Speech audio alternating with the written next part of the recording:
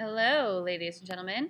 We are going to be discussing on our podcast today some ideas and thoughts behind the revolution. We talked about in class how this revolution is not just about fighting a war and fighting for our rights, but there's a whole bigger idea and philosophy behind it. So that's what we're going to talk about today. Most of the time, we think of the American Revolution as a political revolt that led to war. But such uprisings would never have begun, much less succeeded, had they not been sparked by an intellectual revolution that lit fires around the world in the mid 1700s. Imagine, if you will, Europeans in the 1700s thought of themselves as, above all else, extremely modern.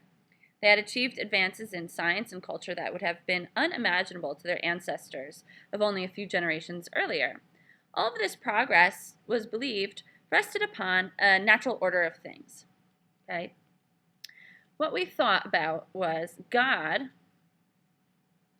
who had created the world, selected the ablest and worthiest men to govern it as kings, while everyone else accepted their divinely ordained stations in this life and worked humbly for reward in the next.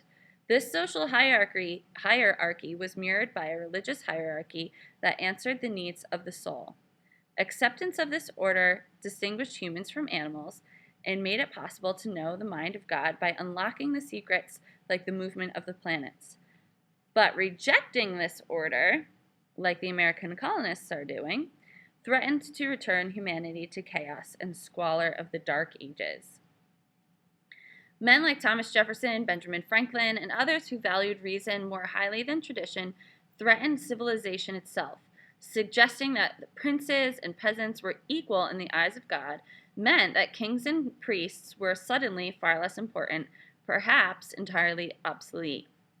If all men are endowed by their Creator with certain inalienable rights, they would have little need for rulers and priests. So, inspired by radical advances in science and natural philosophy, thinkers of the Enlightenment were predisposed to question everything. But there were at first strict limits on scholars, suggesting that the earth moved around the sun might no longer get you burned at the stake, but implying that the king was not anointed by God could cost you your head.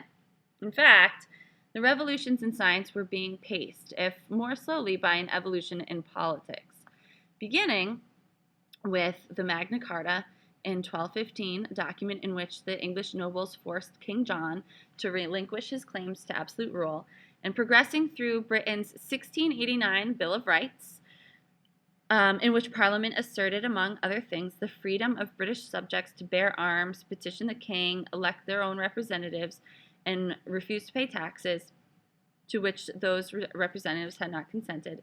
Power was slowly trickling down to an even larger number of people. In 1690, the British philosopher John Locke, from whom Jefferson would later borrow so freely that he was sometimes accused of plagiarism, would write in his second treatise on civil government about the universal right to life, liberty, and property. In 1748, the French scholar Montesquieu wrote, in the spirit of laws, the government power ought to be divided between those who make laws, the legislature, those who enforce them, the executive, and those who interpret them, the judges, and that these three branches should be independent of one another.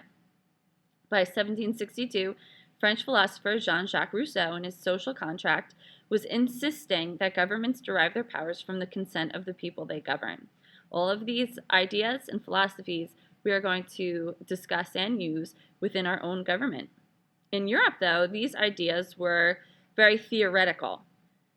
But in the American colonies, the situation was very different. Here, a confident, self-reliant population had begun to explore these ideas at precisely the moment when Enlightenment thinking was reaching full flower. It is difficult to imagine a more fertile breeding ground for what followed. When the French skeptic Voltaire embraced Ben Franklin in Paris in 1778, they were hailed as twin prophets of a new age of reason. Indeed, only 6 years after the end of the American Revolution, an uprising that drew inspiration from other Enlightenment thinkers and from the U.S. example, but that followed a very different course took place in Voltaire's France, which adopted the Declaration of the Rights of Man in 1789. Even Britain began discussing the U.S. course, continuing its steady march toward increasing individual freedoms. In the minds of America's founding fathers, the revolution of ideas they fomented in the battlefield victory that followed were the same as John Adams would write to Thomas Jefferson in 1815. He said the war was no part of the revolution. It was only an effect and consequence of it. The revolution was in the minds of the people, and this was effected years before a drop of blood was drawn at Lexington. And most of these revolutionary ideas were espoused in another great thinker's work by Thomas Paine. Thomas Paine carefully crafted a pamphlet discussing the feelings the colonists felt but were intimidated to say. In his pamphlet Common Sense, Paine dared to suggest that the colonies were by right a free people. He argued that England was too far away and too small to control a whole continent, that any time England gets into a war, the colonists would have to fight and pay for it, and that everything natural pleads for separation like a young bird wanting to leave its nest. In fact, Thomas Paine claimed ever so vehemently, it's one of my favorite quotes, "The sun has never shined on a cause of greater worth." All these words and ideas will be discussed, but then acted upon by the Americans. These Americans were truly revolutionary. And as Ben Franklin knew when discussing independence, he said, "We must all hang together, or we will most assuredly hang separately." All these ideas, which are revolutionary, were illegal at the time. So for us to have this revolution is truly inspiring. Hey, ladies and gents, please take this information, make sure you put it in your notebooks. We are going to be having a Socratic debate, and all of these topics and ideas are going to be you're going to need to discuss them within the debate. So please make sure you wrote them down, and I will see you in class. Have a good one.